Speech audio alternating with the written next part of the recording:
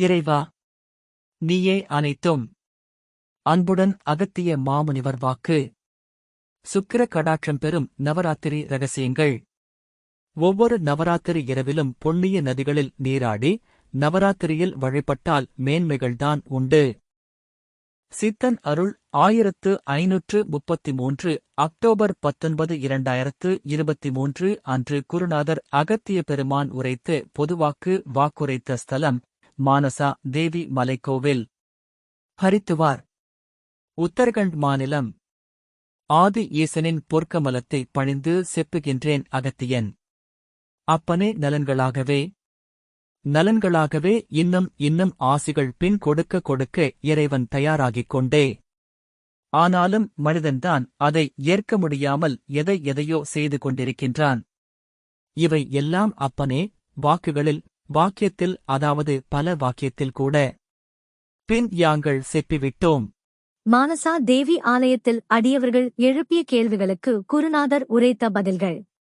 அடியவர் கேள்வி: அகத்திய அப்பனுக்கு நமஸ்காரங்கள். கடந்த ஆண்டு நாசிக் பஞ்சவடியில் உள்ள கபாலீஸ்வரர் ஆலயத்தில் கோதாவரி ஆற்றில் பௌர்ணமி திதிகளில் வானில் இருந்து ஒரு ஒளிக்கதிர் விழும் என்று சொல்லி இருந்தீர்கள். அது எப்பொழுது என்று கூறுங்கள். நீராடுவதை குறித்தும் கூறுங்கள். அன்புடன் அகத்திய மாமுனிவர் வாக்கு.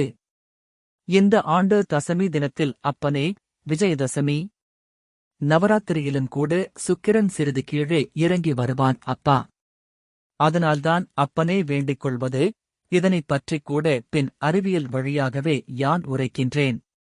இப்படி வரும் பொழுது, இவ்வாறு நிச்சயம் பின் அனுதினமும் செய்யும் பொழுது நிச்சயம் உண்மையாக மனிதன் அந்தந்த பகுதிகளில் கூட நவகிரகங்களின் சிறு சிறு துகள்கள் பதிந்துள்ளது.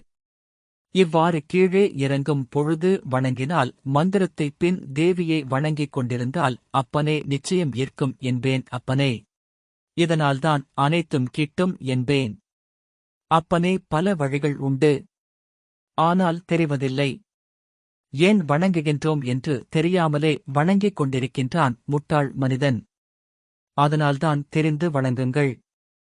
அனைத்தும் வரும். இன்னும் ஏனைய வாக்குகளில் கூட அறிவியல் வழியாகவே சித்தர்கள் செப்புவார்கள் என்பேன் அப்பனே. நலன்கள் ஆசிகள் அப்பனே. சித்தன் அருள் 1225 அன்புடன் அகத்திய மாமுனிவர் பஞ்சவடி வாக்கு 2. அப்பனே நலன்கள். அப்பனே தித்திக்கும் என்பேன்.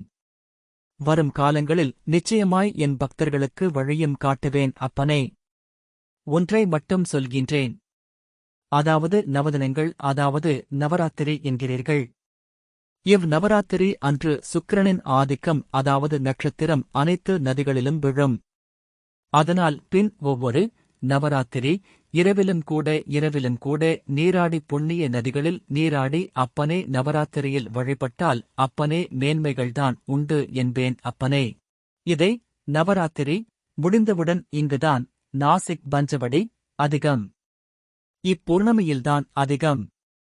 சுக்கிரன் இங்கு அதிகம் ஆதிக்கம். அதனால்தான் அப்பனே இக்கோதாவரிக்கு பெரிய ஒரு உபதேசம் உண்டு. இதை சூட்சுமமாகவே சொல்லிவிட்டேன் அப்பனே. இன்றிலிருந்து பௌர்ணமியில் இருந்து அப்பனே அதன் ஒளி சற்று தாமதப்படும். அதனால்தான் அப்பனே சொல்லிவிட்டேன் அப்பனே. அதனால் நவராத்திரி என்கின்றார்களே எதற்காக? அனைவரும் வணங்குகின்றார்கள் நவராத்திரி என்று. யாருக்குத்தான் நல்லது நடந்திருக்கின்றது என்று கூறுங்கள் அப்பனே. இதற்கும் தெளிவாக விளக்கங்கள். அதனால்தான் அப்பனே பழைய வழிகளிலும் கூட அப்பனே பின் மறைத்துவிட்டான் மனிதன். மனிதர்கள் வாழ்ந்து விடுவார்கள் என்று அனைத்தையும் மறைத்துவிட்டார்கள்.